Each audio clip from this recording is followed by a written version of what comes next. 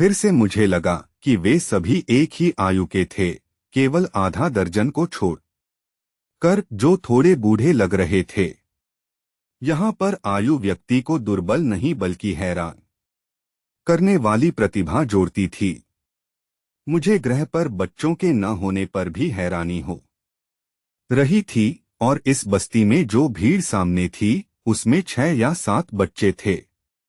वे काफी आकर्षक लग रहे थे और अपनी आयु की तुलना में काफी समझदार और परिपक्व भी। ताओ के अनुसार वे 8 या 9 वर्ष की आयु के थे। हाईओभा पर पहुंचने के बाद से मैंने इतनी अधिक संख्या में लोगों से मिलने का अवसर नहीं पाया था। घेरे पर नजर डालते हुए मैं उनके अंदर व्याप्त शांति और गंभीरता, साथ ही उनके चेहरों पर जो व्याप्त अद्वितीय दैदीप्यमान सौंदर्य जिसकी मुझे अब आशा होने लगी थी, को अनुभूत कर पा रहा था। उनके चेहरों में इतनी अधिक समानता थी कि जैसे वे सब भाई बहन हों। और फिर जब हम काले और एशियाई लोगों के समूह को देखते हैं तब हमें पहले ऐसा ही नहीं लगता क्या?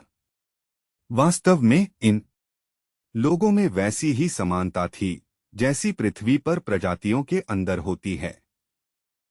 लंबाई में वे सब 280 से 300 सेंटीमीटर के थे।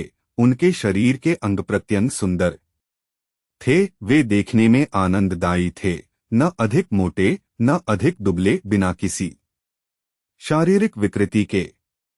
उनके नितंब सामान्यतया पुरुषों के नितंबों से अधिक बड़े थे, लेकिन मुझे बताया गया था कि उनमें से कुछ संतान को जन्म देते थे। सबके सिर अधिकतर सुनहरे ब्लोंड या प्लेटिनम ब्लोंड या तांबे जैसे ब्लोंड या कुछ के सुनहरे शाहबलूत जैसे भूरे से बालों से युक्त थे। कुछ ताओ और बियास्त्रा की तरह ऊपरी होठ के ऊपर हल्के से बालों वाले भी थे, लेकिन इसके सिवाय उनके शरीर पर और कहीं भी बाल नहीं थे।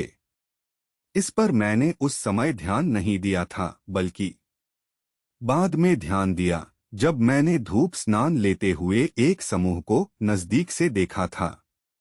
उनकी त्वचा मुझे अरब की महिलाओं की याद दिला रही थी जो अपने को धूप से बचाती हैं। यह निश्चित रूप से ब्लोंड लोगों की तरह पीली सी नहीं थी जिनकी आंखें फीकी होती हैं।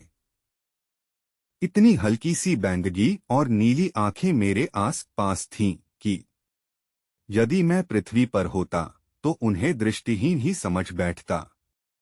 अब जब मैं उनकी लंबी टांगों और गोल जांघों की बात करता हूं तो मुझे अपनी लंबी दौड़ लगाने वाली महिलाओं की याद आती है, साथ ही उनके सुंदर ढले पुष्ट वक्षों की सारे हड़ और सुंदर आकृति वाले पाठक गण मेरी ताओं को पहली बार देखने पर एक मादा दैत्य मानने की गलती को समझ सकते हैं।